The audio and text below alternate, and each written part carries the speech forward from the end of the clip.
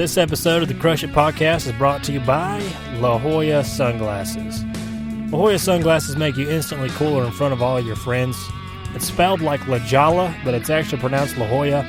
And quite frankly, why would you spend $40 on a different pair of sunglasses when you could spend $40 on a pair of La Jollas? Go to LaJollaSunglasses.com for more information or to buy a pair. La Jolla Sunglasses, spelled like La Jolla, but it's pronounced La Jolla. Get ready to crush it. Crush it. Yeah. This is the Crush It Podcast with Matt and Mason.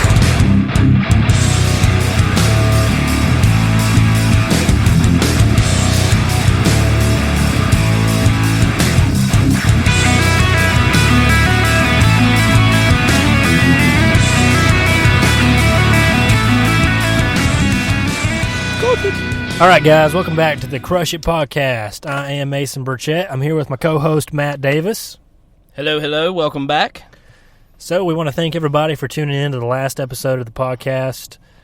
We had a good response. Yeah, it was fantastic. Yeah, Thank you so much. had a ton of fun doing the MLM podcast. And a lot of funny feedback, too. A lot of funny feedback, yeah. It's been awesome.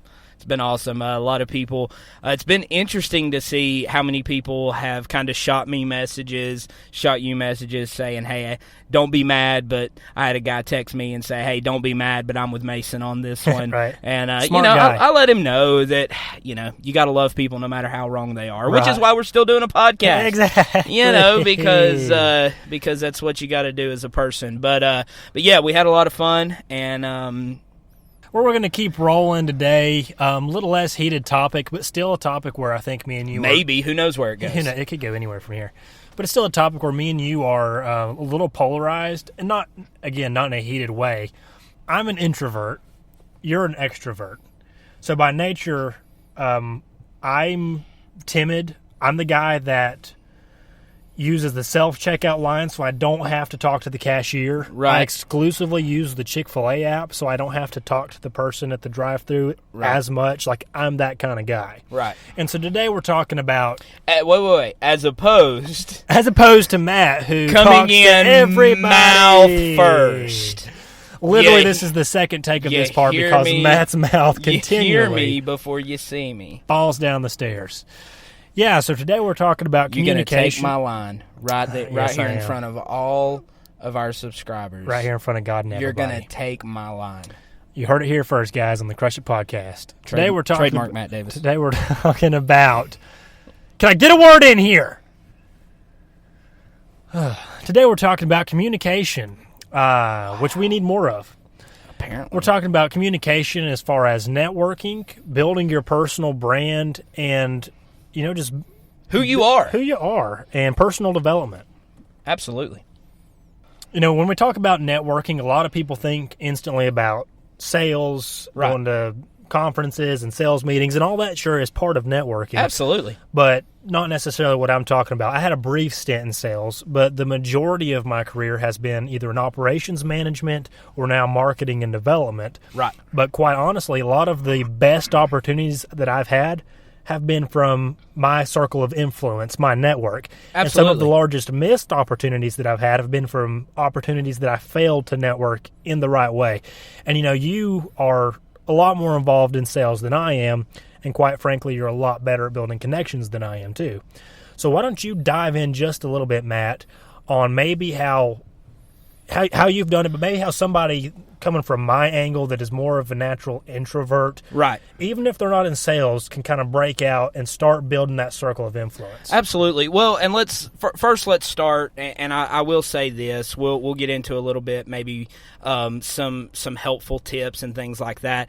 But the reality of it is, it's hard because for people like me, it's just easy. We were joking a minute ago about, I come into the room mouth first. That's just who I am. And there's a lot of people like me who actually have that gift/curse.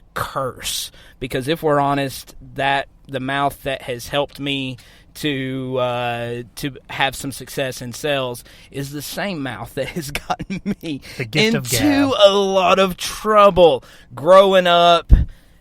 since marriage, all Surely of the not. above has Surely caused a lot of not. problems. So you got to learn how to balance that. And so, for somebody like me, it's easy to just jump in, and because networking is about people, right? Okay. What we do, it's about people. No matter what the product is you're selling, it's about people, who you get to know, who your circle of influence is, like you mentioned a second ago, what your network is. One of the greatest lines I've ever heard is that your network equals your net worth. And that's so true. Who you know, who you get to know, who you put yourself around is going to greatly influence how far you are able to go in life. And that is a great thing for somebody who has the ability to just walk into the room and strike up conversation with anybody. But and let me say this first. This just came to mind. A lot of times, anytime you come across somebody who is a people person, is typically what the most common phrase. Anybody that's considered a people person, everybody's like, "Oh, you'd be great at sales." No. And that's not the case. Right. That is not the case at all. And then I've also, I've seen people who could talk to anybody who had no ability to sell anything. But then those folks who are a little bit more introverted, like yourself, who have had success because they knew when to push themselves out of their comfort zone. And I think that's a good place to start, is we have got to be able to get ourselves out of our comfort zone, right? Right.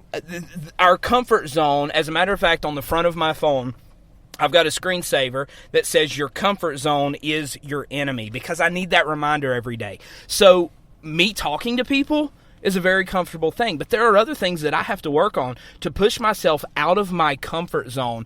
90% of my job, the space that I'm working in right now, is cold calling. Sure. Legit. Like, I walk into businesses and say, "Hey, who's in charge? I want to talk to him."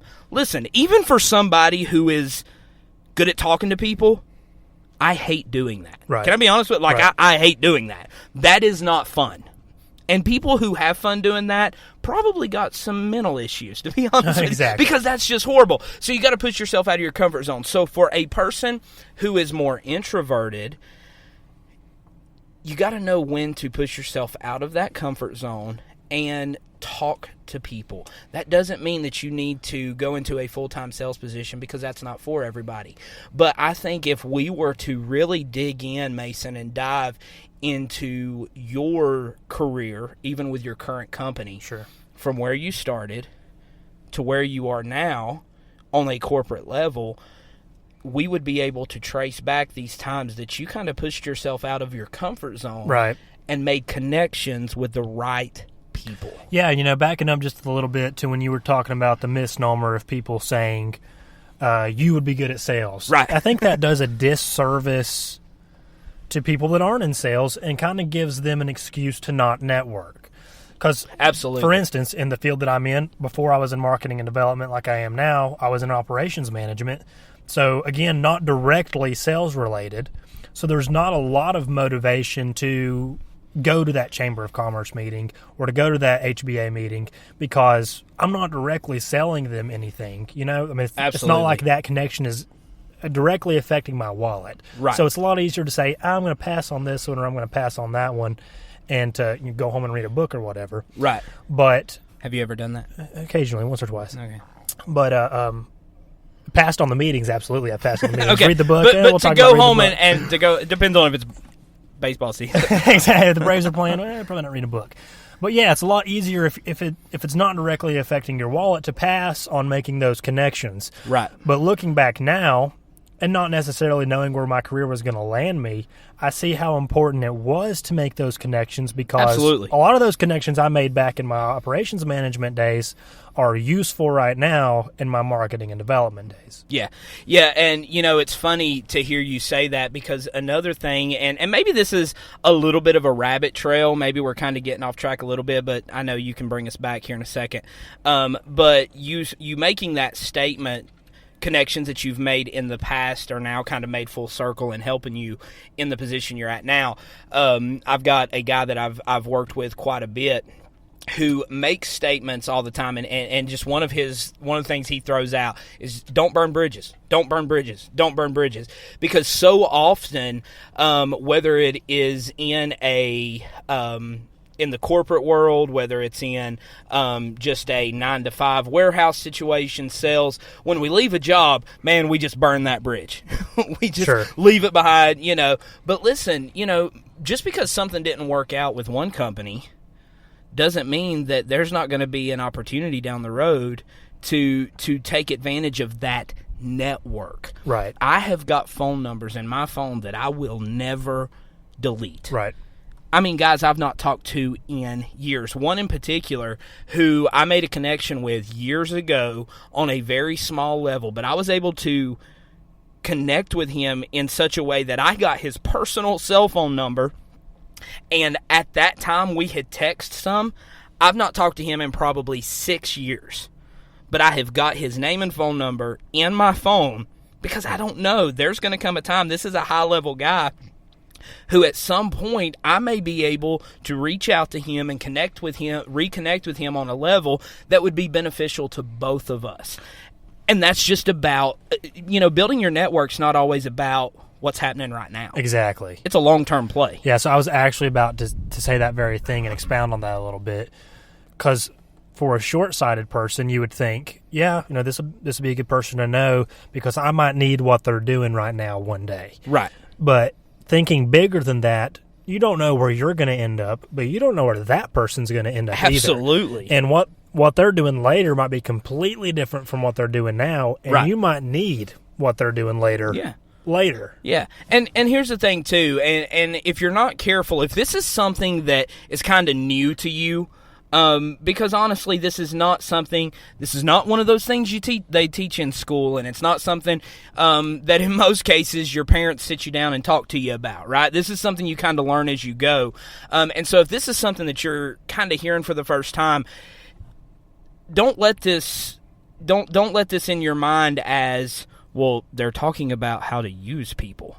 Because that's not what we're talking about. We're not talking about using people. What we're talking about is learning how to leverage the relationships that we have in our lives to make sure that every business deal, and this is something Grant Cardone is big on, every business deal has to be beneficial for everybody. Exactly. Everybody involved. And you want that. Okay, if there's a deal on the table, if me and Mason are going to do some type of business deal, and it's beneficial for me, but it's not beneficial for Mason, then it's not a good deal. And vice versa. Sure. A good deal is something that is beneficial for everybody. So I don't want it to sound like we're talking about taking advantage of people and their positions and who they are. And that's a conversation that came up yesterday when I had that business lunch, is me and this other business owner were talking about how to leverage our two companies and what we do on two total different levels, how to leverage each other's influence and abilities to benefit both of us to do more. And that's what it's about. It's about leveraging those relationships. We're not talking about using people, because when you're doing this the right way, everybody involved gets to take advantage of the situation. So for me, there's two main angles to networking. Number one would be personal development. The other would be personal brand. Right. So where personal brand is really leveraging that network, kind of like what we were just talking about, you should be, as far as from the personal development side, constantly working on developing yourself so you can give value. So like we're saying, Absolutely. It's not about taking from other people constantly. You don't want to build a network just so you have a plethora of people to take from and leverage from. You want to build that network because you have something to give as well. Absolutely. You've personally developed yourself. You have Right. value, whether it's in the company you work for, whether you've got your own thing going on, whether you're in sales, whether you're in marketing, whether you're research and development, whatever it is. You have some sort of value that you're able to give back to your network and pull from as well, so it balances out. That's a great point. Because, like you said, the more valuable you can make yourself, the more people you help. Okay, because in all reality, we're all about, what can you do to help me? That is society. Okay, that is the world we live in. What can you do to help me And what can you do to help me right now? But as business owners, as workers, as employees, as sales associates, whatever the case is, if your goal is, hey, what can I do? What can I do to elevate myself to a place where I can help people? And when I say elevate, I don't mean in a prideful way, but the more you invest in yourself. Listen, the greatest investment you can make is an investment in yourself. Read those books. Listen to those podcasts. Not just this one. It wasn't a plug for us. Listen to those. Develop yourself and set yourself at a place where you are valuable to help people. And networks are made up of people, and people aren't idiots. And so, well, not all of them. Some of them are. But, by and large, people aren't idiots. That's the Crush It hot take for today. Hey-o!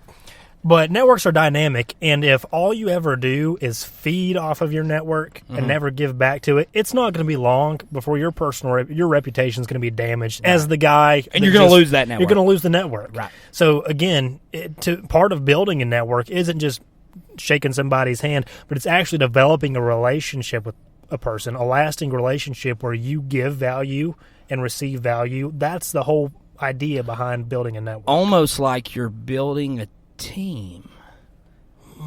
Are we going? No, we cannot backtrack to. I'm still bitter that you think that I was against building a team. No. All right, moving on.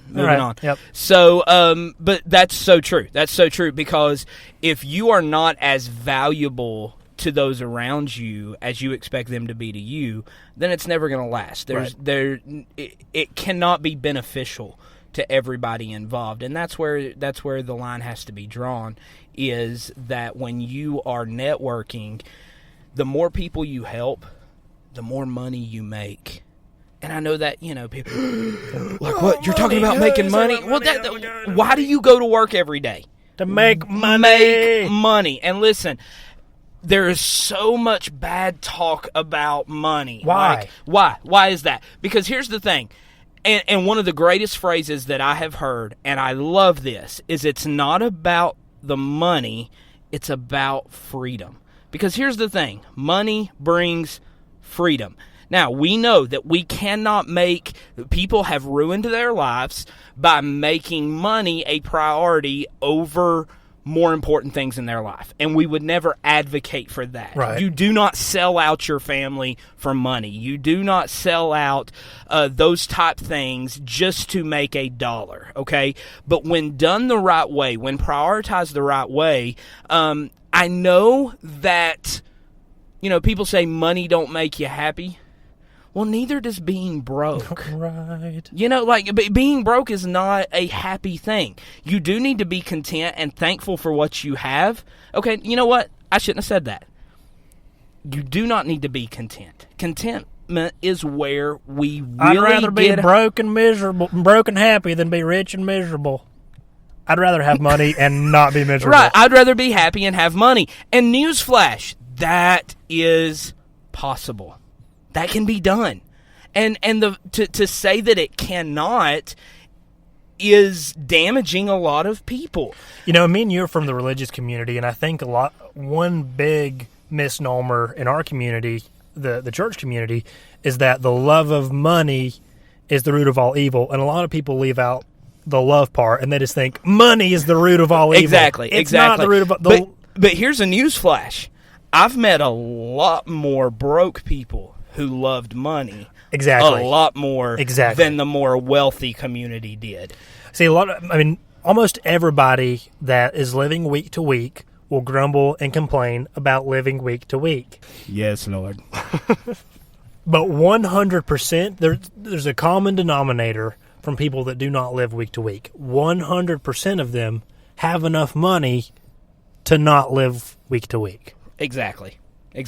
That's a great point. And so, going back to, let's just deal with this on the Christian side of things, because I think a lot of people need to hear this. Everybody buckle up. Because, no, we're not digging in. We're not going to be controversial or anything, not this week. But for some reason, people get the mindset that if you're going to be a good Christian, you have to be broke. And that's just not scriptural. Right. That's not scriptural. And this is something that even my wife brought up to me one time when we were talking about this. And she said, and this blew my mind when I realized this. When they needed a tomb to put Jesus after he was crucified, Right. they took him to Joseph's tomb, right? Yep. Okay. Do you know that only the wealthiest of people in that day had a tomb? Right. It was a sign of extreme wealth. Yep. Didn't seem to bother Jesus any. Well, I mean, we could take examples all throughout the Scripture that advocate for good business sense. The Right. Proverbs 31 woman, a very grand example of somebody with a lot of business You sense. mean a woman was making money? Woman making money, What? owned property, contributed to her family on a financial level. I mean, so to pick and choose parts of the Scripture is just bad discernment. But Right. from a religious aspect, there's absolutely nothing wrong with making a comfortable living. There's nothing wrong with being wealthy and generous. Right. Well, and here's the thing too, because and we're kind of getting off on a tangent here, but I'm along for the ride. But what I am seeing happen is in our day-to-day life, in our churches, we have got people who have given their lives to full-time ministry who are going to do great things. God has called them to do something, and they want to go accomplish those things. But you know what? They can't do it because half the church is so broke Right. that the church cannot fulfill the Great Commission by giving enough money to send these people to go do the job. If everybody in our churches are living week to week, I'm sorry, but we cannot support any family to go to a foreign or domestic mission field to get the job done that needs to be done. And it is a result of this mindset that you have to be broke to be a good Christian. Right. Yeah. And so, and you can plug this mentality into a lot of different things. Right. And the reason we're even going down this rabbit hole of this kind of mentality is because a lot of people use it as a crutch. Yes. To not build a circle of influence, to not build that network because they don't see value in it, because they're not going to pursue the leads, the wealth. Because they are made to feel Because bad. they if feel like they it's worthless. do. Yeah. Right, Mm-hmm. right. And I mean, we have experienced this, Mason, just in starting this podcast and some of the things we're doing to try to help people. We have had our share of negative comments from people, some close people to us, about what we're doing because of the mindset. And that just happens to go back to our first podcast, Right. which is about who you allow to control your mindset. Right. Because this circle of influence, this is something, and it's something that needs to be. You need to be deliberate about it in every aspect of your life. This is not just about making money. Okay, like that's the end goal, but Right. that's not the only place that this is used. Exactly. Right? I mean, your network and being deliberate about building your circle can really help to shoot you into new levels and help you climb to new goals and new plateaus in your life. Yeah, I mean, and building a network brings more than just monetary value. I mean, when we're talking about opportunities, we're not just talking about paycheck opportunities. Right. I mean, my professional network has led me to some really cool missions opportunities, some local community outreach opportunities, some really cool local church connections. All of those things. I've had a lot of those things come from my professional network. Some It really wasn't good even related to friends, money. too. Yeah. Like Imagine that. I've built some really, really good friendships with people over It's the years. It's almost like people that are successful and make money are people too. What? They are people, but it's people who took advantage, as bad of a word as that is, they took advantage of the opportunity and oh my word, the opportunity and the ability to take people and circles of influence and leverage that to where it's beneficial for everybody involved, to build a personal network, a personal brand, so that they can be successful with it. Oh, that's good stuff. If you're an introvert or an extrovert, we'd love to hear from you guys on how you guys go about building your network, how you've built your circle of influence. Get out of your comfort zone. Yeah, we'd love to hear your input on how you've done it or how you're trying to do it. Connect with us on social media. Our handle is @DoTheDoubt on Instagram and Facebook. Twitter's @_DoTheDoubt because some jerk already took the other one from us first. Okay. Anyway, we're going to calm Mason down. And, guys, we'd like to hear from you. You know, give us some feedback on the podcast. We're wrapping up our 3rd episode. We've got some other stuff that going to be coming out. And we'd like to hear what you think about the podcast so far. Your suggestions. What can we do better besides everything? Get off the air! Be Stop done! doing the podcast! So let us know. We'd love to hear from you. Yeah. Also, check out our Just cut me Facebook off, page and our YouTube channel because we're about to post up some cool content that's actually going to correlate with some of the stuff we're talking about in the podcast. So some cool bonus content you're going to see on the Facebook page and on the YouTube channel. So check it out too. And if you like it, do us a favor, like it, subscribe it. Share it. Share it. Do all the things. Whatever the social media platform that you are currently on allows you Put to do. Put it on your TikTok. Do it all. Snapchat it. Snapchat it. MySpace it. We're not going to go back that far. Yeah, but we do appreciate the listenership, guys, and if you do like the podcast, we encourage you to subscribe. Yeah, but that wraps it up for today, guys. Hey, remember, whether you're an introvert, whether you're an extrovert, whether you're in sales, whether you're in marketing, whatever you're doing, crush it.